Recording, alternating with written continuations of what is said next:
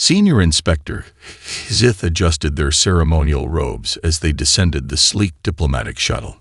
Earth's thin atmosphere and relatively high gravity made their joints ache, but protocol demanded they maintain perfect posture. Behind them, a team of junior inspectors clutched their data tablets, mandibles twitching with barely concealed disdain for this backwater world. "Welcome to the Cheyenne Mountain Complex," announced Colonel Marcus Reynolds, a tall human with graying hair at his temples. His uniform bore the insignia of Earth's United Defense Force, though Kizith noted it lacked the neural interfaces and power assistance common to proper military attire. The human smiled, displaying those unsettling rows of omnivorous teeth. "We've prepared a comprehensive tour of our defensive capabilities, though I apologize if they seem a bit traditional by Confederation standards." Kizith's translator caught the slight self-deprecation in the colonel's tone, but chose to ignore it. "Your chemical propulsion weapons will be cataloged as expected for a Class 3 civilization. We simply need to verify that you haven't exceeded the permitted technological boundaries." As they entered the facility, Kizith's attention was drawn to a young human female in a lieutenant's uniform. She was partially hidden behind what appeared to be an open maintenance panel, surrounded by tools that would look more at home in a primitive workshop than a military installation. "Lieutenant Hunter," Colonel Reynolds called out. "I thought you were off duty today." The lieutenant extracted herself from behind the panel, leaving smudges of conductive gel on her uniform. "Sorry, sir. I had some ideas about the capacitor bank configuration that couldn't wait. You know how it is when you get that 3 a.m. engineering itch." Zith's sensory ridges detected an unusual energy signature emanating from behind the panel. Their implanted scanner began registering power fluctuations that shouldn't be possible with Earth's current technology level. "Lieutenant," Kizith interrupted, multiple eyes focusing on the strange readings. "What exactly are you modifying?" "Oh, this old thing." Lieutenant Hunter gestured to what appeared to be an elaborate series of tubes and coils mounted to the wall. "Just tweaking our point defense system. The Mark 7 was having some efficiency issues at high atmospheric densities, so I figured why not." "Jessica," Colonel Reynolds cut in, using the human's personal designation. "Perhaps we should start the tour with the conventional armory." But Kizith was already moving closer to the device, their scientific curiosity overriding diplomatic procedure. The energy readings were becoming more intense, and there was something about the configuration of those tubes that seemed oddly familiar. This construction. Kizith's primary heart skipped a beat as recognition dawned. These parallel conductors, the field generators, this cannot be what it appears. Lieutenant Hunter beamed with pride, completely missing the growing horror in the inspector's posture. "If you are seeing what I think you're seeing, then yeah, it's exactly what it appears to be. Want to see it in action? I just finished calibrating the new cooling system." The junior inspectors behind Kizith began chittering in alarm as their own scanners processed the data. One of them dropped their tablet, the expensive device clattering on the concrete floor. "But this is impossible." Kizith's translator struggled to convey their mixture of shock and disbelief. "The power requirements alone would." Lieutenant Hunter was already pulling up diagnostic screens on her tablet, her fingers dancing across the display with casual expertise. "Oh, that's not a problem anymore. Not since we figured out how to miniaturize the capacitor arrays. Want to see the specs? I've got all the simulation data right here." Colonel Reynolds sighed, knowing the carefully planned inspection schedule was about to be derailed. He'd warned Command that letting Hunter continue her modifications during the Confederation visit might cause complications. But as he watched the alien inspectors cluster around the lieutenant's impromptu presentation, their appendages gesticulating in what he recognized as extreme agitation, he realized it was too late. Humanity's casual relationship with supposedly impossible technology was about to cause another diplomatic incident. At least this time, he'd remembered to stock the conference room with extra coffee. Something told him this was going to be a very long day. Would you like me to continue with Part 2, or would you prefer any adjustments to Part 1? Lieutenant Hunter's tablet displayed a series of equations that made Kazith's secondary brain stutter in disbelief. The human was casually swiping through schematics that should have required a planetary research institute to develop, all while sipping from a container labeled Death Before Decaf. So here's where it gets really interesting, Hunter said, zooming in on a cross-section of the rail assembly. Everyone kept saying rail erosion was the big problem, right? But that's only if you're thinking in terms of traditional electromagnetic acceleration. One of the junior inspectors, Tilara, found their voice first. The material stress at these velocities would tear apart any known conductor. Hunter's eyes lit up with the special gleam of an engineer about to prove someone wonderfully wrong. That's what makes it fun. Check this out. She pulled up another diagram, this one showing a complex layered structure. We'd found that if you alternate graphene-reinforced copper with crystalline nanostructures, basic stuff you can get from any mining operation, the electron flow actually creates a self-repairing lattice. Colonel Reynolds watched as the alien inspectors huddled around the display, their professional demeanor crumbling as Hunter walked them through each innovation. Each solution was more elegant and more terrifying than the last, all delivered with the casual air of someone discussing their hobby. The real breakthrough came when my sister's kid was playing with magnetic putty, Hunter continued. Got me thinking about fluid dynamics in electromagnetic fields. Turns out, if you treat the rail interface as a semi-liquid state. Stop, Sith commanded, all four arms raised in a universal gesture of, please no more. Are you claiming you developed a solution to multi-phase electromagnetic field containment because of a child's toy? Well, not just that, Hunter shrugged. There was also this great paper from a high school science fair in Omaha. Kid did some amazing work on plasma channel stabilization. Had to modify it a bit, but the basic principles. A juvenile education project. Tilara's translation device actually squeaked. Want to see it in action? Hunter was already moving toward the control panel. We've got a test chamber set up. Nothing fancy, just a quarter-scale prototype, but it should give you an idea of the... Lieutenant, Colonel Reynolds interjected, recognizing the signs of an impending demonstration. Perhaps we should check the safety protocols first. Already done, sir, Hunter replied, her fingers dancing across the controls. I ran a full diagnostic during my lunch break. Besides, I added some new safety features after last week's incident. The word incident caused every alien inspector to take an involuntary step back. Kazith's sensory ridges were now fully extended, a sign of extreme stress in their species. Define incident, Kazith demanded. Oh, nothing major, Hunter assured them, though her grin suggested otherwise. Just a small issue with power distribution. Actually led to some really cool improvements in the capacitor design. Sometimes you need to blow something up to figure out how to make it better, you know. Before anyone could process the implications of that statement, the test chamber's viewing screen activated. Inside, a simple target setup showed a series of increasingly dense material plates. Now, watch the fourth plate especially, Hunter said, her voice taking on the excited tone of someone about to share their favorite part of a movie. That's a sample of Confederation standard capital ship armor. We had to special order it through 3 different shell companies, but the results are pretty. You tested this against Confederation armor. Kazith's translator nearly shorted out. How else would we know if it works? Hunter asked, genuinely puzzled. Don't worry, though. This is just a simple demonstration. We dialed the power way down for safety reasons. Colonel Reynolds noticed the aliens' growing distress and decided to intervene. Perhaps we should take a break for refreshments before.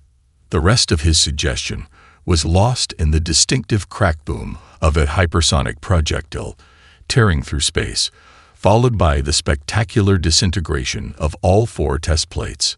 See, Hunter beamed. Just some basic physics.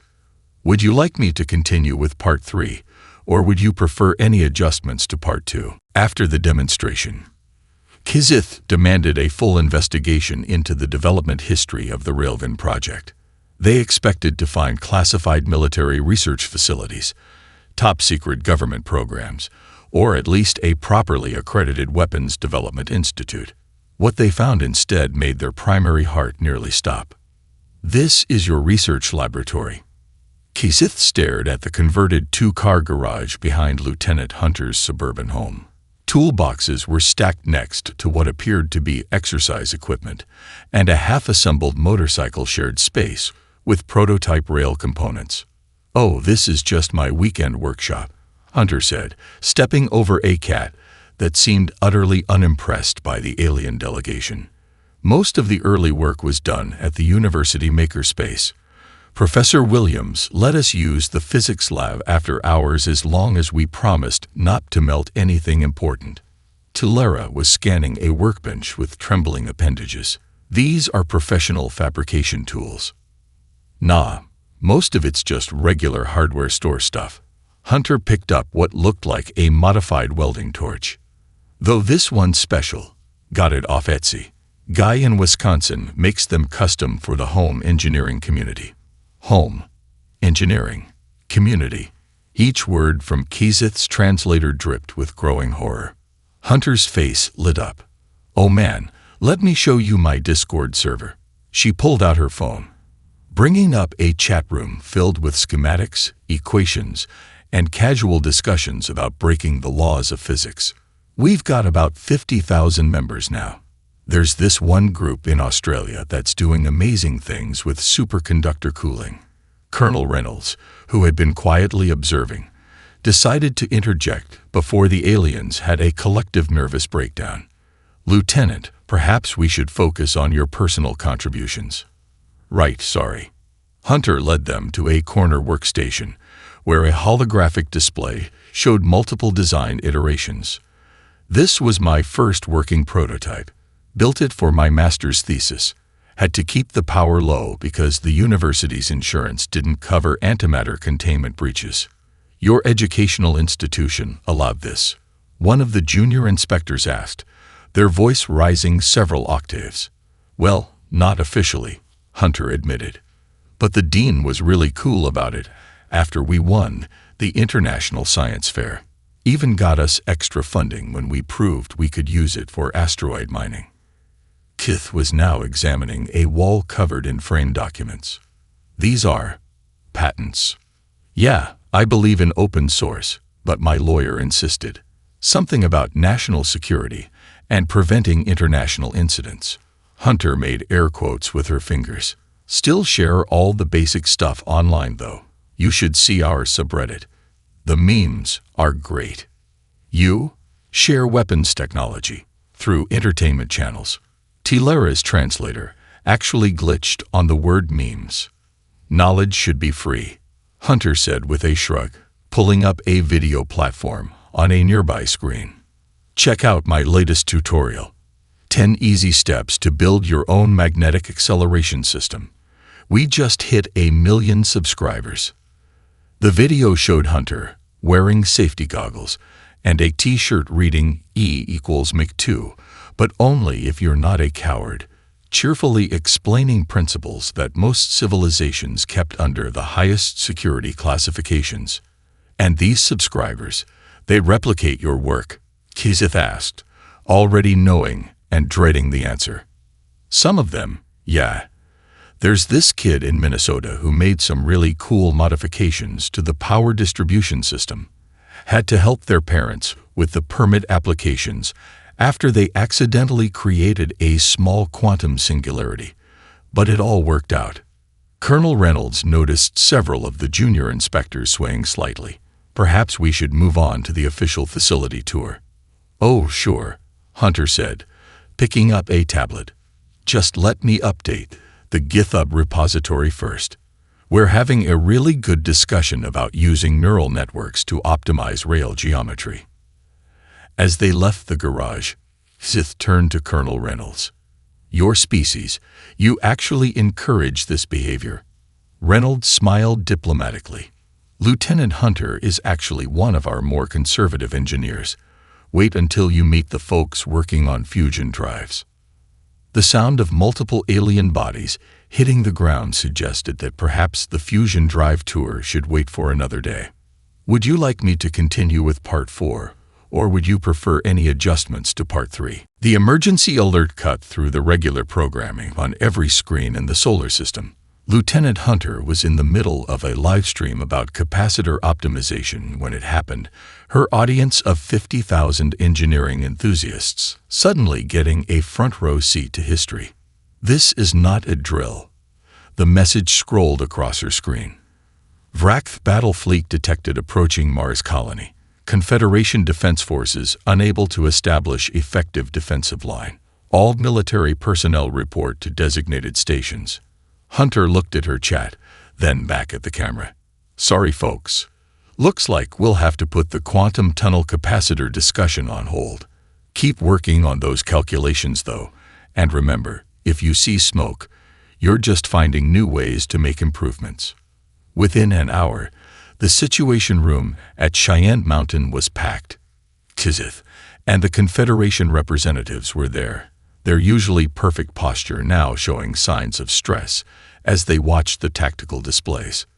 "Their shield technology is unlike anything we've encountered," a Confederation admiral explained, their tentacles writhing in frustration. "They've found a way to perfectly tune their defenses against energy weapons. Our most powerful shots are just dissipating." Colonel Reynolds studied the footage of Confederation ships firing uselessly at the Vrakth fleet. Their advanced energy weapons, the pride of galactic military technology, might as well have been firing light shows. "Lieutenant Hunter," he called out, noticing her practically bouncing in her seat. "You have that look." "Sir," she said, already pulling up schematics on her tablet. "They're using adaptive energy shields, right? Probably some kind of quantum field manipulation to disperse incoming energy weapons." Kizith nodded. "The most advanced defensive technology in known space. Nothing can penetrate." "Yeah, but that's just for energy weapons," Hunter interrupted, her fingers flying across multiple screens. "What about good old-fashioned kinetic impact?" The room went silent. The Confederation representatives looked at each other in confusion. "You cannot be suggesting." The Admiral started. "Railroad in space," Hunter exclaimed, then composed herself. "Sorry, I mean, what if we modify our railgun designs for vacuum operation? Their shields are set up to handle energy dispersal, but they can't do anything about basic physics.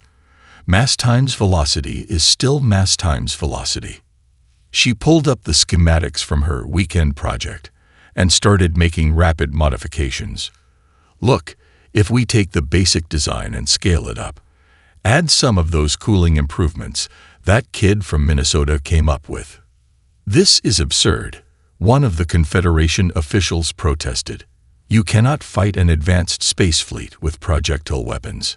"Watch me," Hunter said, already sending messages to her Discord server.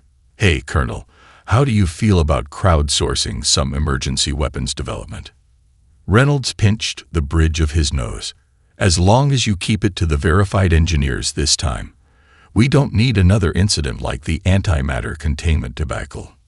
Within minutes, Hunter's screens were filled with incoming solutions from engineers around the world. University professors working alongside garage tinkerers, retired military personnel collaborating with teenage prodigies, all of them focusing on one goal: how to build a really big gun in space. "This is not proper military procedure," Kizith observed, though they couldn't help but watch in fascination as the humans rapidly iterated through designs. "No," Reynolds agreed. "This is something much more dangerous. Human engineers with a deadline and unlimited coffee budget." Hunter looked up from her screens, her eyes bright with the kind of excitement that made safety officers wake up in cold sweats.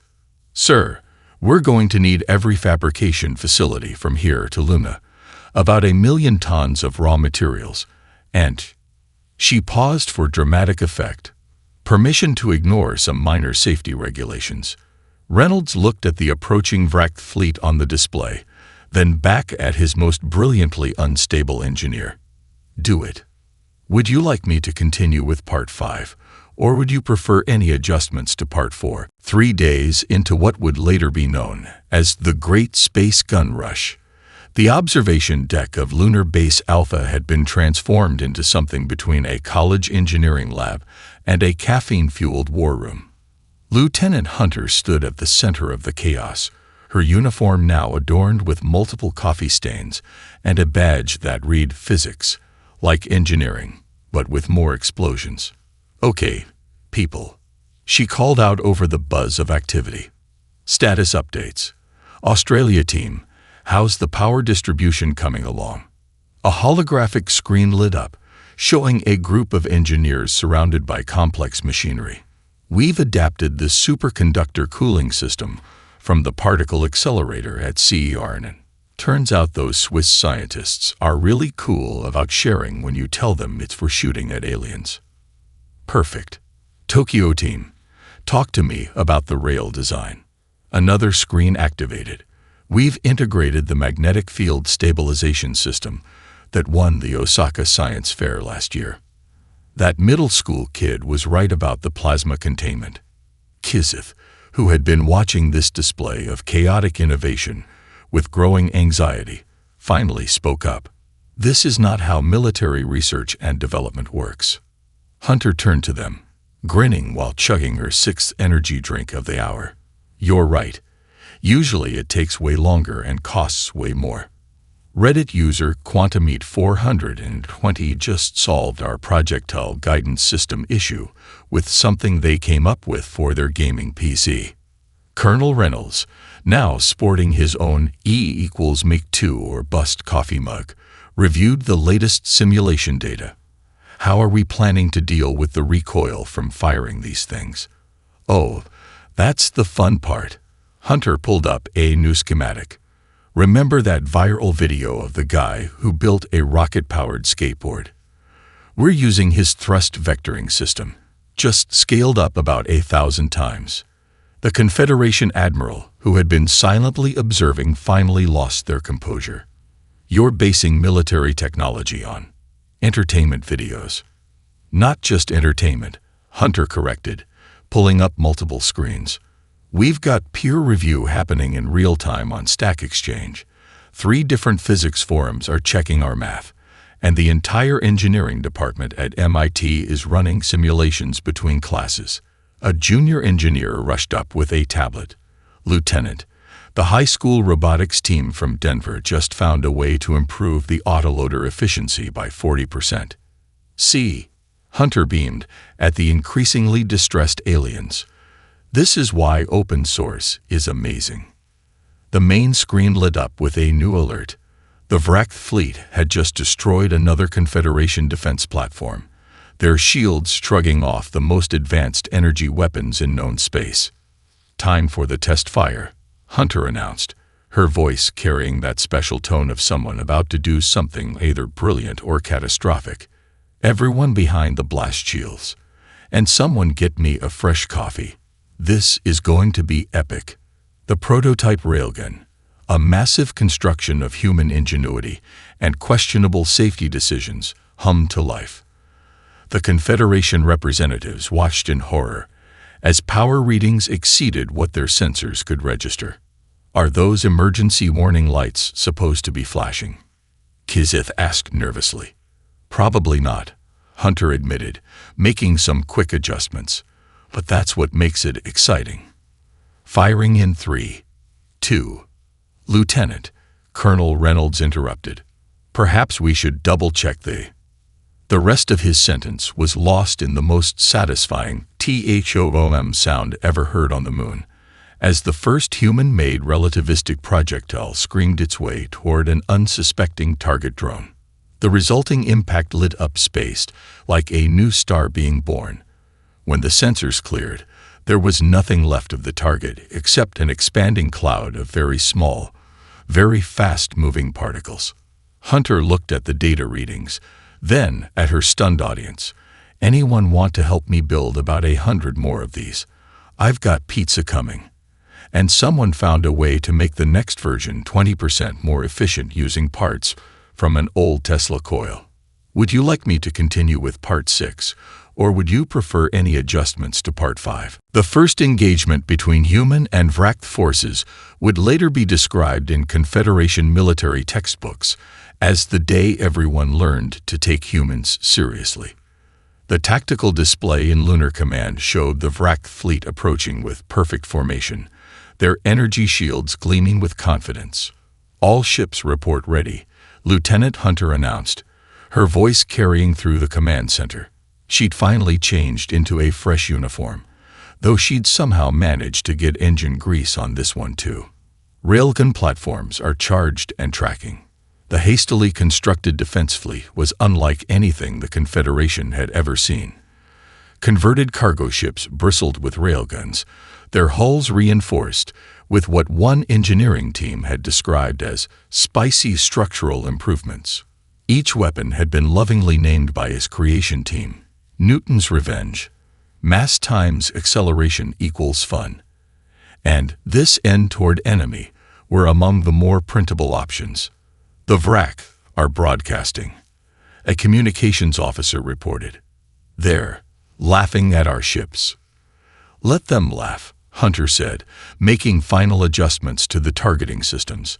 "Physics doesn't care about their opinion.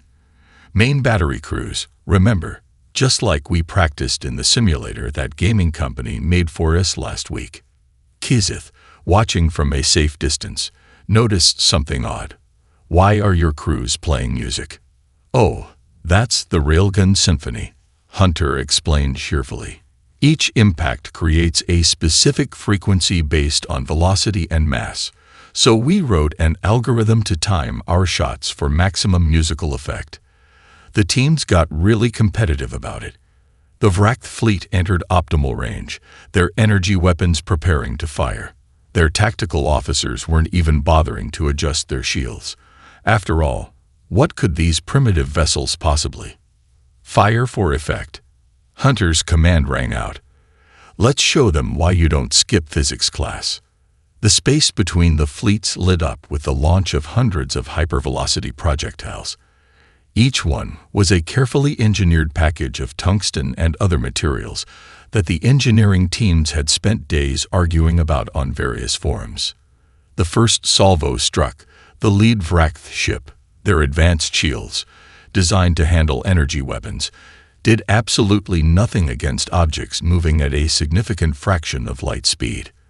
The results were educational. "Did anyone get that on camera?" Hunter asked excitedly.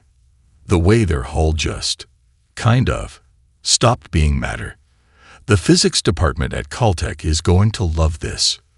The remaining Vrakth ships attempted to adjust their tactics, but found themselves facing an enemy that had turned basic kinetic energy into an art form. Each shot was precisely calculated for maximum effect, their impacts creating an actually rather pleasant musical pattern.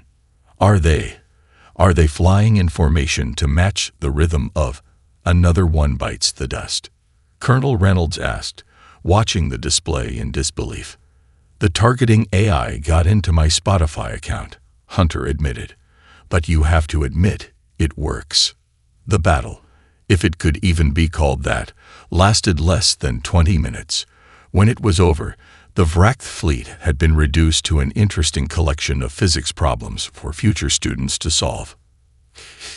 Sith stared at the tactical display, their multiple hearts still racing.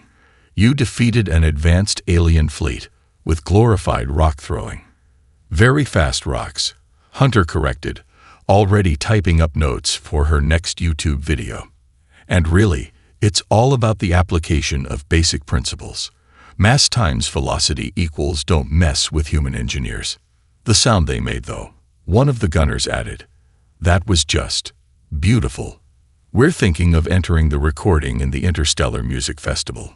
As the cleanup crews began their work, Hunter turned to her team. "Okay, who wants to help me write the paper for the Galactic Physics Journal?" I'm thinking of calling it Practical Applications of Kinetic Energy in Void Combat, a Human Perspective, or maybe just How to Turn Math into Modern Art. Would you like me to continue with Part 7, or would you prefer any adjustments to Part 6? The post-battle briefing at Confederation headquarters had turned into something more resembling a tech conference. Lieutenant Hunter stood before a mixed audience of military officials and scientists, her presentation slides including both combat footage and detailed engineering specifications. So, as you can see from this slow-motion recording, she explained, playing a video of a Vract ship being transformed into an impromptu art installation. The key was understanding that no matter how advanced your energy shields are, conservation of momentum is still a thing. A Confederation scientist raised several appendages, but you're sharing the complete schematics, including the critical systems. Well, yeah, Hunter replied, taking a sip from her physics is just applied engineering mug. It's already on GitHub. We've got about 12,000 forks of the project already, and someone in Finland added some really cool improvements to the targeting systems.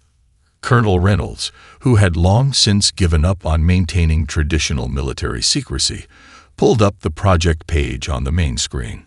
The repository was a bustling hub of activity, with engineers from around Earth, and now several Confederation worlds contributing code and suggestions. Is that a meme section in the documentation? Kizith asked, their translator struggling with the concept. It helps people remember the important parts, Hunter explained. Like this one about not reversing the polarity unless you want to create a minor singularity. That actually happened during testing. There's a great video about it in the Learning from Our Mistakes folder. A junior engineer burst into the room. Lieutenant, someone just submitted a pull request that increases efficiency by 30% using principles from something called Kerbal Space Program. Sweet, Hunter exclaimed, already reviewing the code. See, this is why open source is amazing. The gaming community has some surprisingly solid physics knowledge. The Confederation admiral present was visibly distressed. But these are weapons systems. You can't just share them like social media content. Why not? Hunter asked genuinely. I mean, we added really thorough safety documentation. There's even a section on how not to accidentally your whole planet written by that group of grad students who had the antimatter incident last month. The repository stats showed over 1 million views, with contributions from what appeared to be every major engineering institution on Earth, and now several alien universities. The comments section was a fascinating mix of technical discussion, physics jokes, and debates about whether adding RGB lighting to the rails would affect performance. We're thinking of making it into a proper standard, Hunter continued, pulling up more slides. The International Organization for Standardization is already working on ISO 42069, Guidelines for Recreational Relativistic Projectile Systems. Kizith looked like they were about to faint. Recreational. Well, yeah, Hunter shrugged. Once you scale down the power, they're great for asteroid mining. Plus, the Mars colony is planning to use a modified version for the first interplanetary sports league. They're calling it Extreme Orbital Cricket. The presentation continued with Hunter explaining various improvements and modifications, each more terrifying than the last. The Confederation representatives watched in horror as she casually discussed ways to make planet-cracking technology more user-friendly and accessible to the home engineer. And here's the best part, she said, pulling up a final slide. We're organizing the first International Railgun Engineering Conference. There's going to be a hackathon, workshop sessions, and a competition for most creative use of surplus space station parts. We're calling it Railcon 2025, Velocity and Beyond. Colonel Reynolds noticed several Confederation officials looking ill. Perhaps we should take a break for... Oh, almost forgot. Hunter interrupted. We're also making all the math open access.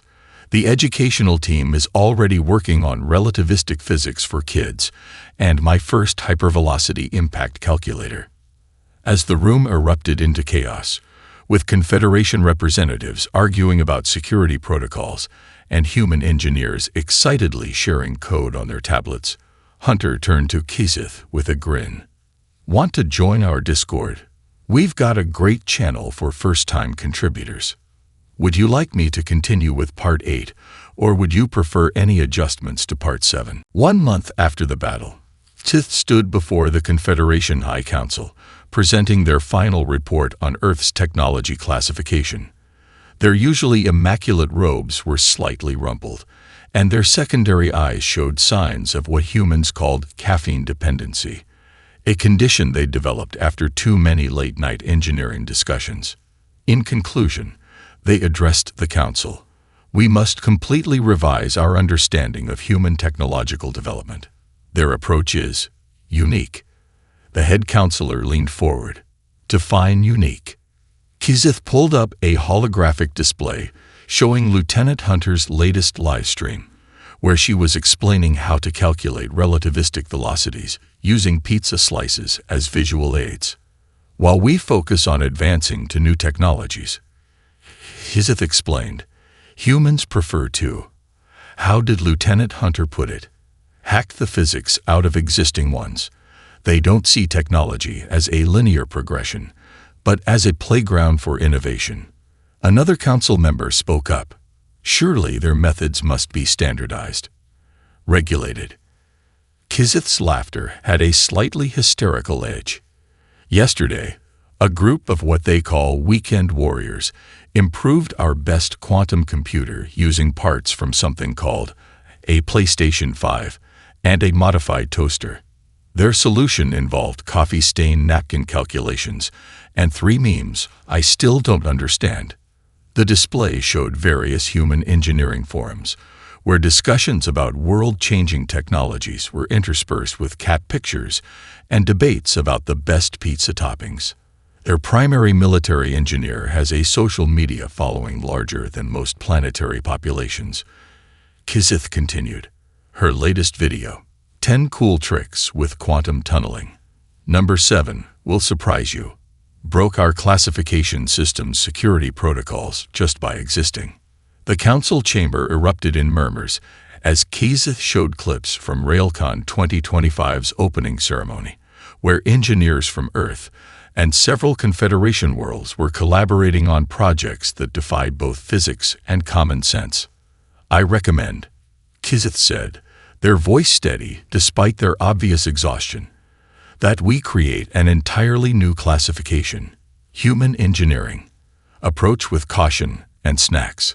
We should also consider mandatory physics classes for all Confederation species, if only for self-defense. Lieutenant Hunter's face appeared on the display, now teaching a class of mixed human and alien students.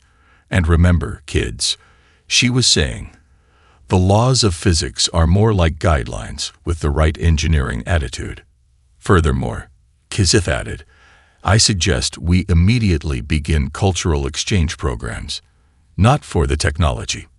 That's already being shared on something called Reddit, but to understand how they think. We need to know why their first response to any problem is to, as they say, science the hell out of it. The head counselor studied the final recommendations. You've added a warning label. Caution. Human innovation in progress. After the incident with the coffee-powered quantum drive. Yes. Kizith shuddered. They solved 3 impossible problems because someone bet them they couldn't, then posted the solutions online as, quote, weekend project ideas. As if to prove their point, Kizith's communication device chimed with a notification. Lieutenant Hunter had just uploaded a new video. Easy DIY antimatter containment. Perfect for beginners. One final note. Kizith concluded, their multiple hearts racing at the memory of their time on Earth. We should also create a new emergency protocol. For when humans say the phrases, hold my coffee, watch this, or I have an idea. In my experience, these usually precede either a revolutionary scientific breakthrough or an exciting new way to violate the laws of thermodynamics. The council chamber was silent for a long moment before the head counselor spoke. And your final assessment of Earth's technological status. Kisith looked at their notes, then at the livestream where Hunter was now teaching alien children how to build basic fusion reactors using household items.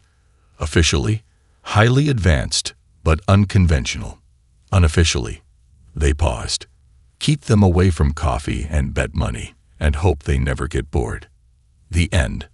Would you like me to make any adjustments to Part 8, or would you like to discuss any aspects of the complete story?